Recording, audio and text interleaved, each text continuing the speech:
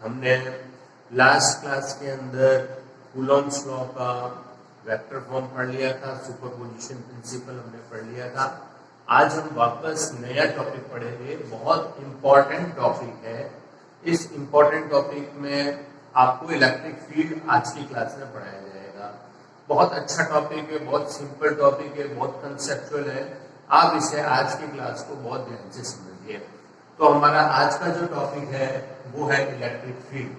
देखिए electric field क्या होता है, इसको समझते हैं। उससे पहले मैं एक छोटा सा आपको एक एग्जांपल देता हूं कि जैसे कि हमारा अर्थ है, ये जो हमारी अर्थ है, अर्थ के अराउंड अगर एक कोई दूसरा m मास का ऑब्जेक्ट आ जाए तो अर्थ इस पर ग्रेविटेशन फोर्स लगा के इसे अपनी ओर खींच लेती है। लेकिन ये अगर अर्थ से बहुत अधिक डिस्टेंस पे हो, मान लो इनफाइनाइट डिस्टेंस पर हो, यहाँ पर इस m मास के ऑब्जेक्ट को रखा जाए तो यहाँ पर लगने वाला ग्रेविटेशन फोर्स जो है वो 0 होता है। हमने ये डिफाइन किया था 11th क्लास में कि ये वाला जो एरिया है, इस एरिया के अंदर जो भी ऑब्जेक्ट आएगा अर्थ उसे अपने सेंटर की तरफ अट्रैक्ट करेगी। जो भी ऑब्जेक्ट इस एरिया के अंदर आ जाएगा उसे अर्थ अपनी ओर खींचेगी। इस फील्ड को हमने ग्रेविटेशन फील्ड नाम दिया था। यह हमारा ग्रेविटेशन फील्ड है।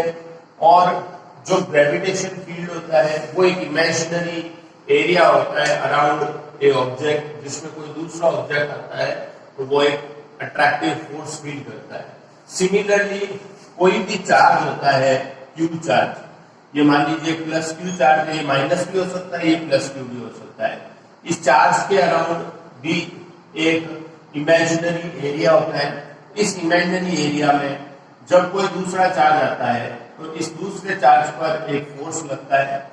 अगर ये फोर्स लग रहा है तो हम कहेंगे इसके इलेक्ट्रिक फील्ड में, अगर ये इसके इलेक्ट्रिक फील्ड से बाहर है, ये यहाँ पर देखो, ये जो मैंने सर्कल ड्रॉ किया है, मैं यहाँ पे आपको बेसिकली समझाना चाहता हूँ कि ये इसका इलेक्ट्रिक फील्ड है। इस सर्कल के बाहर जाने पर आपका इस पे लगने वाला फोर्स जो होगा वो 0 हो जाएगा। इसमें जो फोर्स होगा वो नॉन जीरो होगा, यानी फोर्स की कुछ न कुछ वैल्यू होगी। तो हम कहेंगे कि इलेक्ट्रिक फील्ड क्या है। इलेक्ट्रिक फील्ड होता है कोई भी चार्ज के अराउंड एक ऐसा इमेजिनरी एरिया, जब उसमें कोई दूसरे चार्ज को लाया जाता है तो दूसरा चार्ज जो लाया जाता है उस पर एक फोर्स लगता है। तो ये तो हमारी हो गई इलेक्ट्रिक फील्ड की डेफिनेशन। तो इलेक्ट्रिक फील्ड क्या होता है? It is the imaginary area around a charge in which when any other charge is placed it feels a force. I think आपको ये बात समझना आई होगी। अब देखिए इस डायग्राम में, तो सबसे पहले तो मैं ये ग्रेविटेशन फील्ड जो आपको समझाया था इसका डायग्राम को मैं रब कर देता हूं। अब हम प्योरली जो है इलेक्ट्रिक फील्ड के बारे में डिस्कस करेंगे। देखो इस डायग्राम में मैंने यहाँ पे 2 चार्ज बनाए हैं। ये जो चार्ज है जो इलेक्ट्रिक फील्ड को प्रोड्यूस कर रहा है, इसको हम बोलेंगे सोर्स चार्ज। ये है हमारा सोर्स चार्ज। सोर्स मतलब वो ऐसा चार्ज जो इलेक्ट्रिक फील्ड को डेवलप कर रहा है। ये जो मैंने सर्कल ड्रॉ किया है ये बेसिकली हमारा जो इलेक्ट्रिक फील्ड है उसको रिप्रेजेंट करेगा। और इस डायग्राम में मैंने एक और चार्ज लिखा है, इसको मैंने डिस्टिंग्विश करने के लिए मैंने इसको क्यू नॉट से लिखा है। तो जो क्यू नॉट है उसको हम टेस्ट चार्ज बोलेंगे, ये आपको याद रखना है। सोर्स चार्ज तो वो होता है जो इलेक्ट्रिक फील्ड प्रोड्यूस करता है, टेस्ट चार्ज वो होता है जो फोर्स को फील करता है, यानी जिसकी प्रेजेंस तभी यूज की जाती है जब हमें इलेक्ट्रिक फील्ड की टेस्टिंग करनी होती है।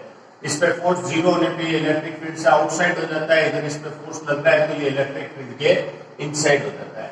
अब आपको एक पॉइंट और मैं समझा देता हूं कि जो सोर्स चार्ज है वो पॉजिटिव भी हो सकता है और नेगेटिव भी हो सकता है। इस डायग्राम में मैंने जो सोर्स चार्ज है वो पॉजिटिव बनाए हैं, इस डायग्राम में जो सोर्स चार्ज है वो नेगेटिव बनाया है। लेकिन जो हमारा टेस्ट चार्ज है Q0, देखो Q0 जो है इसको हम बोलते हैं टेस्ट चार्ज। मैं आपको इसके लिए 4 जो डिफरेंट प्रॉपर्टीज है वो समझा देता हूँ। There are basically 4 different properties of the test charge. वो आपको कोई नहीं ऐसे बताएगा, एक साथ में आपको चारों प्रॉपर्टी बता देता हूँ।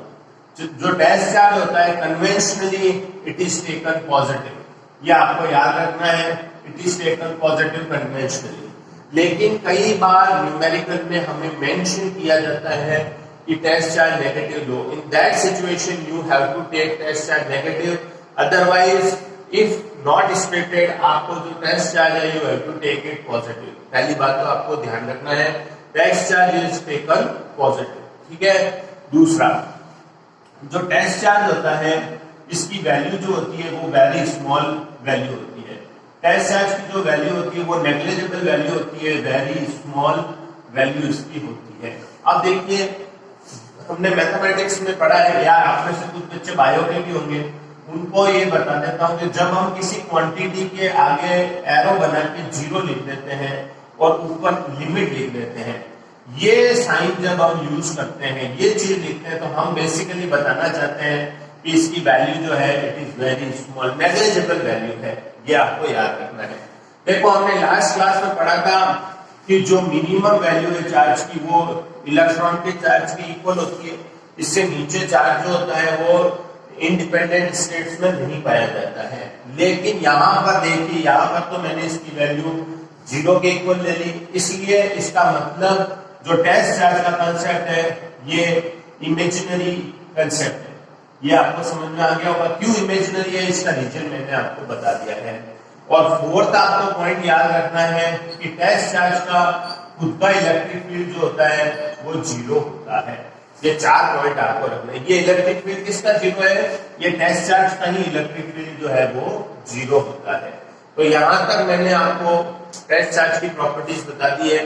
अब मैं आपको एक पॉइंट बताने वाला हूं, उसको ध्यान से समझिए। देखो, मैं आपको कंसेप्ट बताता हूं, बेसिकली क्यों इलेक्ट्रिक फील्ड इंटेंसिटी को डिस्कवर किया गया, इसके पीछे रीजन जो है उसको समझाता हूं ताकि आपको इंटरेस्ट बना रहे। ये हमारा क्यू चार्ज है।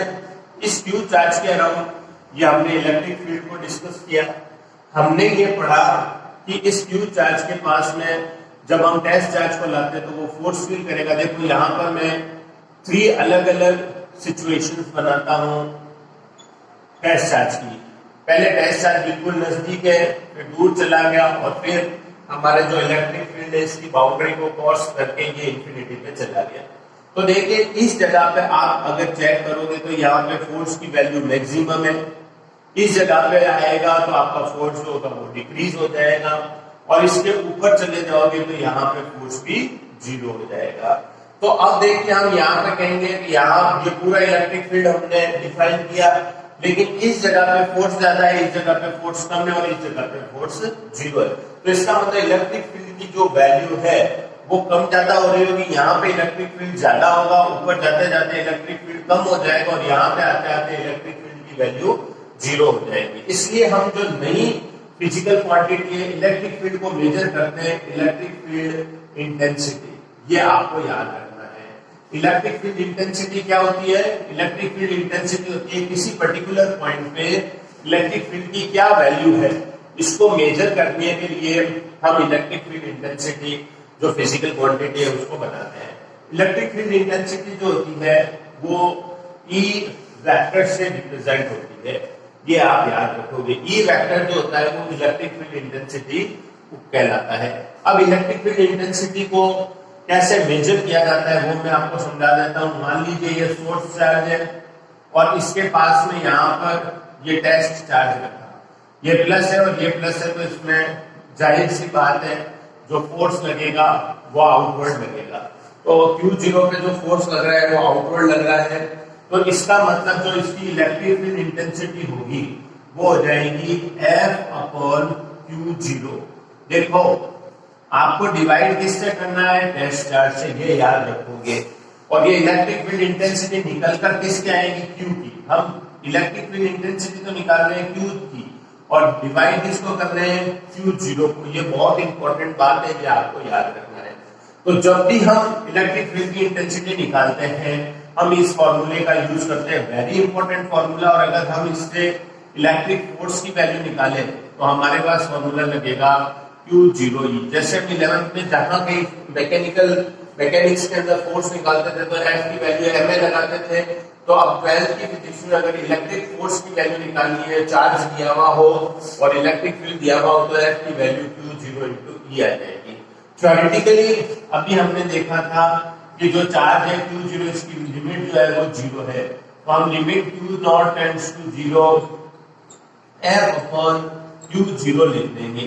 ये हम इस तरह से लिख देंगे E is equal to limit Q0 tends to 0। ये सिर्फ थ्योरेटिकली इलेक्ट्रिक फील्ड को डिफाइन करने के लिए काम आएगा। थ्योरेटिकली हम इसको इलेक्ट्रिक फील्ड को डिफाइन जब करना चाहते हैं तो ये फॉर्मूला लगाते हैं। जब भी हम न्यूमेरिकल करेंगे तो न्यूमेरिकल्स करने के अंदर हमको ये फॉर्मूला लगाना है, आप इस बात का ध्यान रखेंगे। अब देखिए बेटा, जो फोर्स है, फोर्स की यूनिट होती है न्यूटन और चार्ज की यूनिट होती है कूलम।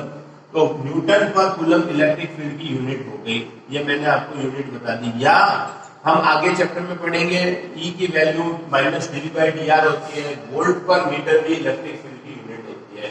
अब हम बना लेते हैं इसका डायमेंशनल फॉर्मूला। डायमेंशनल फॉर्मूला कैसे बनेगा कि जो फोर्स है उसका डायमेंशन है m1 l1 t-2 और कूलम का फॉर्मूला, चार्ज का डायमेंशन फॉर्मूला होता है a1 t1। तो हमारा m1 l1 t-3 a-1 इसका डायमेंशन फॉर्मूला बन जाएगा। ये बिल्कुल इजी है डायमेंशन फॉर्मूला बनाना। अब देखिए, इलेक्ट्रिक फील्ड एक वेक्टर फिजिकल क्वांटिटी है, तो जो भी वेक्टर होता है उसकी कुछ ना कुछ हमेशा एक डायरेक्शन भी होती है। तो हम इसकी डायरेक्शन कैसे निकालेंगे, तो ध्यान से समझिए। देखो, एक प्लस चार्ज है, प्लस चार्ज के लिए जो इलेक्ट्रिक फील्ड है उसका डायरेक्शन आउटवर्ड होता है।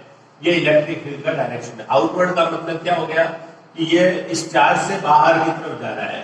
ये इस तरह से इलेक्ट्रिक फील्ड जो होता है वो बाहर होता है। इधर रखोगे तो इधर बाहर, ऊपर बाहर, सब जगह इलेक्ट्रिक फील्ड जो आउटवर्ड है। It is very important concept, इसको आपको अच्छे से याद रखना है।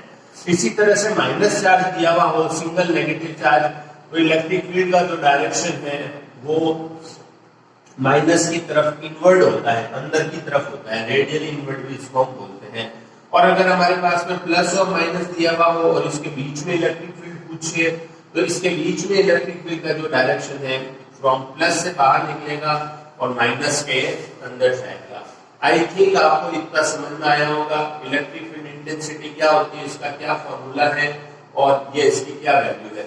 अब देखिए, नेक्स्ट हम आगे बढ़ते हैं। हम एक पॉइंट चार्ज के लिए इलेक्ट्रिक फील्ड इंटेंसिटी की वैल्यू निकालेंगे। ये हमारा अगला टॉपिक है, बहुत बेसिक फॉर्मूला है, आपको इसे ध्यान से समझना है। तो हम निकालेंगे electric field due two point charge, ये हम वैल्यू निकालेंगे। तो ये हमारा अगला टॉपिक है, electric field due two point charge. इसको हम कैसे निकालेंगे, इसको समझते हैं। देखो, सबसे पहले हम एक Q0 चार्ज लेते हैं। इस Q0 ये जो Q0 चार्ज है ये पॉइंट O पे सिचुएटेड है। We have to find electric field and intensity at point A। इस जगह पे हमें इलेक्ट्रिक फील्ड इंटेंसिटी की वैल्यू निकालनी है। अब हम क्या करेंगे, सॉरी मैं थोड़ा सा चेंज कर देता हूँ। जो पॉइंट O पे जो चार्ज है उसको Q मान लेंगे, ठीक है। A पॉइंट पर जो हम चार्ज लेंगे वो चार्ज हमारा Q0 हो जाएगा। इस Q0 चार्ज पे जो फोर्स लगेगा वो F हो जाएगा और इन दोनों के बीच का जो डिस्टेंस है वो R है। तो अब हम इसका जो इलेक्ट्रिक फील्ड होगा वो कैसे निकालेंगे। इलेक्ट्रिक फील्ड होता है हमारा F अपॉन Q0, ये हमारे पास इक्वेशन है। F कैसे निकलेगा, कूलम्स लॉ से। कूलम्स लॉ कहता है कि Q1 Q2 by R square equals to आपका F होता है। तो F की वैल्यू हो जाएगी कि Q1 की जगह आप Q लोगे, Q2 की जगह आप Q0 लोगे और बीच का डिस्टेंस मैंने R माना है तो आपको R लेना है। आप A ले लो तो A ले लेना, जो भी आप डिस्टेंस दिया हुआ वो वैल्यू ले लेना। ये इक्वेशन नंबर, ये हमारी इक्वेशन नंबर 2 है।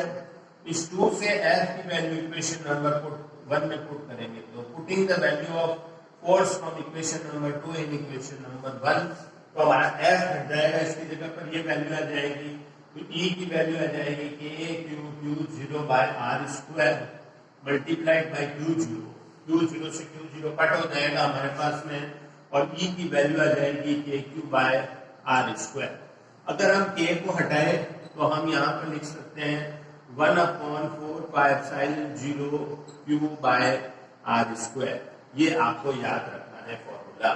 अब देखिए, अगर हम प्लस चार्ज के लिए, जो प्लस चार्ज होता है उसके लिए इसकी वेक्टर फॉर्म लिखेंगे हम। ई की वैल्यू लिखेंगे, आप लिख दोगे 1/4πε0 Q by R square into R cap. अब इस आर कैप का क्या मतलब है? आर कैप जो है ये वेक्टर आपका परपेंडिकुलर आउटवर्ड वेक्टर जो होता है वो आर कैप है। तो electric field is perpendicular outward and R cap is also perpendicular outward, therefore ये हमारा फॉर्मूला बन जाएगा। इसी तरह से अगर हमारे पास में नेगेटिव चार्ज के लिए इलेक्ट्रिक फील्ड वेक्टर बनाना हो तो हमारे पास में वैल्यू आ जाएगी -1/4πε0 Q by R square R cap. ये आपको ध्यान रखना है। प्लस के लिए +1/4πε0, माइनस के लिए -1/4πε0, ये हमें याद रखना है। तो हमारा जो इलेक्ट्रिक फील्ड है, इलेक्ट्रिक फील्ड की वैल्यू Q के साथ में प्रोपोर्शनली बढ़ेगी, और अगर हम इलेक्ट्रिक फील्ड की वैल्यू R के साथ में कैलकुलेट करें तो जैसे जैसे हम R बढ़ाएंगे वैसे वैसे हमारा E की वैल्यू जो होगी वो कम होती जाएगी। देखो अब मैं आपको एक सॉलिड कंसेप्ट समझाता हूँ जो 12th की फिजिक्स की बुक में आपको नहीं मिलेगा, कंपटीशन में वो फॉर्मूला ग्राफ बनाना काम में आता है। तो ये कंसेप्ट आप समझिए। देखो हमारा E का फॉर्मूला है KQ by R square into R cap. देखो ये प्लस चार्ज है, इस प्लस चार्ज का इलेक्ट्रिक फील्ड जो है इस तरफ आउटवर्ड है, और इस प्लस चार्ज का इलेक्ट्रिक फील्ड जो है इस तरफ आउटवर्ड है। ठीक है, अब अगर हमसे पूछे कि इसकी वैल्यू यहाँ पर कितनी है तो इस तरफ मैं लिखूंगा, मान लो इसकी वैल्यू 2 न्यूटन पर कूलम है तो मैं वैल्यू लिख दूंगा 2 एम्पीयर। इसकी वैल्यू इधर कितनी है तो मैं लिखूंगा -2 i। मैंने माइनस साइन क्यों लगाया? क्योंकि इसका एरो जो है नेगेटिव साइन में जा रहा है। अगर मैं इसको ग्राफ को वेक्टर फॉर्म में शो करूं तो देखो, ये देखिए मेरी बात को, ये प्लस चार्ज यहाँ पर प्रेजेंट है, इसको ऐसे आप इमेजिन करिए, ये प्लस चार्ज यहाँ पर है, इस डायरेक्शन में पॉजिटिव डायरेक्शन में ये आर पॉजिटिव हो गया, अगर उस डायरेक्शन में बनूंगा तो मैं नेगेटिव डायरेक्शन में शो कर रहा हूँ। तो अब आप देखेंगे कि जैसे जैसे हम, ये हमारा E जो है ये आर स्क्वायर के इनवर्सली प्रोपोर्शनल है, और E की वैल्यू प्लस में है तो प्लस साइड में इसका ग्राफ ऐसा आ जाएगा, E is inversely proportional to R square. I think आपको समझ में आया होगा। लेकिन अगर हम -r साइड में अगर ग्राफ बनाएंगे इस साइड में तो हमारा E जो है वो वेक्टर फॉर्म में नेगेटिव साइड में, यानी हमारा जो ग्राफ बनेगा वो इस क्वाड्रेंट में बनेगा। क्यों बनेगा इधर? क्योंकि हमारा जो इलेक्ट्रिक फील्ड है वो नेगेटिव डायरेक्शन में है, माइनस में। ये अगर +2i इधर आएगा तो -2i जो होगा वो नीचे की तरफ आएगा, इसलिए हमारे को ग्राफ ऐसे बनेगा। तो हमारा जो ग्राफ होगा वो नेगेटिव साइड में ऐसे बनेगा। तो जब कभी आप वेक्टर फॉर्म में इस ग्राफ को देखेंगे तो आप ऐसे ही देखेंगे। 12th की फिजिक्स में तो केवल आपको इतना ही पढ़ा दिया जाएगा कि E is inversely proportional to R। तो ये आपका E का जो ग्राफ है ये इस तरह से बन जाएगा। कई बार हमको ये दे दिया जाता है कि E और 1/r² के बीच में ग्राफ बनाओ, वो डायरेक्टली प्रोपोर्शनल हो जाएंगे, क्योंकि E is directly proportional to 1/r² है, तो सीधा ग्राफ आपका इस तरीके से आ जाएगा। एक चीज मैं आपको और बता देता हूं, उसको आपको ध्यान से समझना है। आप एक काम करना, आप है ना -q चार्ज के लिए वेक्टर फॉर्म में इलेक्ट्रिक फील्ड का ग्राफ बनाना और फिर उसे मुझे सेंड करना, मैं आपका ग्राफ चेक करूंगा। ठीक है, इसके बाद में मैं आपको बताना चाहता हूं, ये मैंने आपको बताया वैक्यूम में या जो फ्री स्पेस है उसमें हमारा इलेक्ट्रिक फील्ड का जो फॉर्मूला चलता है वो फॉर्मूला चलता है E = 1/4πε0 Q बाय r²। जब कभी मीडियम प्रेजेंट होता है चार्ज के अराउंड, अगर मीडियम प्रेजेंट है चार्ज के अराउंड तो E मीडियम की जो वैल्यू आएगी वो वैल्यू आ जाएगी 1/4πε Q बाय r²। आई थिंक आपको ये बात समझ में आई होगी। एक बात आप और समझ लीजिए, हमने पढ़ा था जो डाइलेक्ट्रिक कांस्टेंट होता है εr, ये forcing vacuum upon forcing medium के रेशियो के इक्वल होता है। और अभी हमने पढ़ा था कि जो F होता है वो Q × E होता है। तो हमारे पास में F की वैल्यू आ जाएगी Q0 × E, और एफ मीडियम की वैल्यू आ जाएगी Q0 into E medium, Q0 से Q0 कट हो जाएगा, तो एप्सिलॉन आर का जो फॉर्मूला होगा वो हमारे पास में ई अपॉन ई मीडियम आ जाएगा। आई थिंक आपको electric field due two point charge जो कुछ समझ में आया होगा, और मैंने आपको इसको बहुत अच्छे से पढ़ाया है। आप इसे ढंग से इस वीडियो को देखोगे तो आपको बहुत बेनिफिट मिलेगा, आप इसका हर एक क्वेश्चन करने के लिए एबल हो जाओगे। इसके बाद में हम electric field due to multiple charge system करेंगे। ये तो बहुत इजी है, देखो ये कोई एग्जाम में क्वेश्चन भी नहीं आता है, सिर्फ आपकी बुक में इसमें मैं आपको इसकी थ्योरी करवा देता हूँ। Electric field due to multiple charge system, due to multiple charge system, ये आप electric field due to multiple charge system पढ़ रहे हैं। बहुत इजी है, देखिए कुछ भी नहीं है इसमें। आप पहले तो क्या करोगे कि एक एक्स एक्सिस डिफाइन कर दोगे और एक वाई एक्सिस डिफाइन कर दोगे और ये ऑरिजिन वो डिफाइन कर दोगे। यहाँ पर एक कोई पॉइंट PSG जगह पे हमें इलेक्ट्रिक फील्ड की वैल्यू कैलकुलेट करनी है। इसलिए हमारे को यहाँ पर क्या है कि देखो बहुत सारे चार्ज दिए गए हैं। ये हमारे को फर्स्ट जो है ये प्लस चार्ज दिया हुआ है, मान लो Q1, ये हमको सेकेंड चार्ज दिया हुआ है Q2, और ये हमारे पास में nth चार्ज जो है वो है Q1। Q1 और P का जो डिस्टेंस है वो है R1P, ये Q1 और P का डिस्टेंस है। Q2 से P का जो डिस्टेंस है वो है R2P, और Qn और P का जो डिस्टेंस है वो डिस्टेंस है RNP, ठीक है। और इसके जो वेक्टर्स होंगे वो बाहर चले जाएंगे, ये En आ जाएगा, ये वेक्टर जो होगा ये E2 वेक्टर हो जाएगा, और ये वेक्टर जो होगा ये E1 वेक्टर हो जाएगा। अब हमारा जो टोटल इलेक्ट्रिक फील्ड होगा, वो टोटल इलेक्ट्रिक फील्ड जो होगा वो वेक्टर फॉर्म में बन जाएगा E1 plus E2 plus En। ये सारे जो चार्जेस ने जो इलेक्ट्रिक फील्ड प्रोड्यूस किया है उन सब का वेक्टर सम हो जाएगा। E1 की वैल्यू कैसे निकालेंगे? E1 की वैल्यू हो जाएगी KQ1 अपॉन R1P के मैग्नीट्यूड का स्क्वायर और R1P वेक्टर। E2P वेक्टर कैसा आ जाएगा? E2 जो है वो Q2 चार्ज का जो है आपका इलेक्ट्रिक फील्ड है, तो Q2 का जो इलेक्ट्रिक फील्ड है वो हो जाएगा R2P वेक्टर। आई थिंक आपको ये बात समझ में आई होगी। और En जो होगा वो किसका बन जाएगा? nth चार्ज का है ये, तो KQN अपॉन RNP वेक्टर के मैग्नीट्यूड का स्क्वायर और RNP यूनिट वेक्टर, ठीक है। इन सब में से K को कॉमन ले लो और समेशन लगा दो आप I = 1 से लेके n तक, तो आपका बन जाएगा QI अपॉन RIP और RIP यूनिट वेक्टर। ये आपका मल्टीपल चार्ज सिस्टम का इलेक्ट्रिक फील्ड हो गया। यानी आपका जो इलेक्ट्रिक फील्ड होगा किसी पॉइंट पर अगर बहुत सारे चार्ज है तो आपको उन सब पे इलेक्ट्रिक फील्ड का एडिशन कर देना है। Okay, thank you.